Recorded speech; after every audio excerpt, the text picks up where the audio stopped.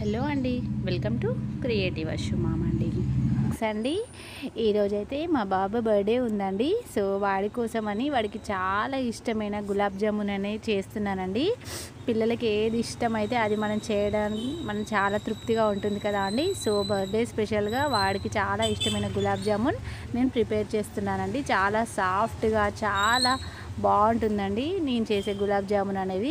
అస్సలు వాటర్ అనేది వేయకుండా కలుపుకోవాలండి. ఫస్ట్ మనం ప్యాకెట్ నుండి కట్ చేసి గిన్నెలో పోసినప్పుడు ఒకసారి మనం చేయితో కలుపుకోవాలండి. ఎందుకంటే అది అక్కడక్కడ ఉండలు లేకుండా ఉంటుందండి. ఒకసారి పొడి పొడిగా కలుపుకున్న తర్వాత మనం దానికి తగ్గట్టుగా పాలు అనేది పోసుకుంటూ మంచిగా కలుపుకోవాలండి.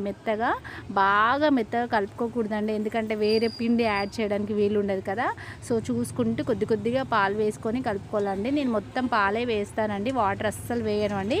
ఇది ఒక 10 మినిట్స్ అలా ఏదైనా బౌల్ పెట్టుకొని మీద బౌల్ పెట్టుకొని కొద్దిసేపు ఒక 10 మినిట్స్ అలా ఉండనివ్వాలండి.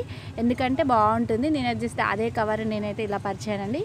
సో దీనికి ఒక 250 వరకు పావు కిలో చక్కెర పడుతుందండి. నేను దానికి సరిపడా వాటర్ వేసి మొత్తం కరగపెట్టుకున్నానండి. దీనికి పానకం అట్లా అవసరం లేదండి. కొద్దిగా మన షుగర్ కరిగి ఒక 2-3 టైమ్స్ అట్లా మరగనిస్తే సరిపోతుందండి.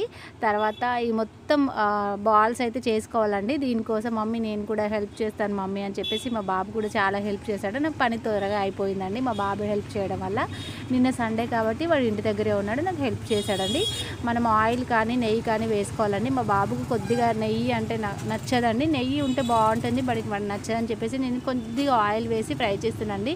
మమ్మీ నేను ఫస్ట్ వేస్తానని చెప్పాడు, వాడు ఒకటి వేసానండి. వాడు వేసింది తీసి పక్కన పెట్టేశాను. తర్వాత మనం కొద్దిగా మనకు నూనెకి సరిపడ ఒక 5 6 6 10 బాల్స్ అట్లా వేసుకొని అది మొత్తం ఫ్రై అయిన తర్వాత మనం షుగర్ సిరప్లో వేసుకోవాలండి.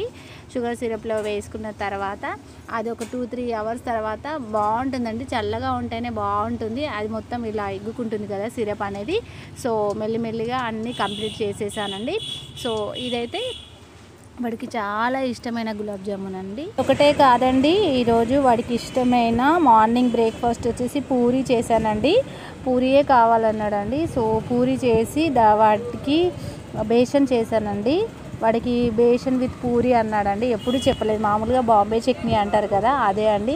అస్సలు నాకు ఇష్టం ఉండదు, మా వారికి కూడా ఇష్టం ఉండదు. బట్ వాడు మాత్రం నాకు బేషనే కావాలని చెప్పాడు.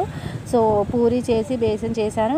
మళ్ళీ ఆఫ్టర్నూన్ లంచ్లో కూడా వాడికి నచ్చిన సాంబార్ అంటే చాలా ఇష్టం అండి. వాడికి సాంబారును అప్పడాలు కావాలన్నాడు.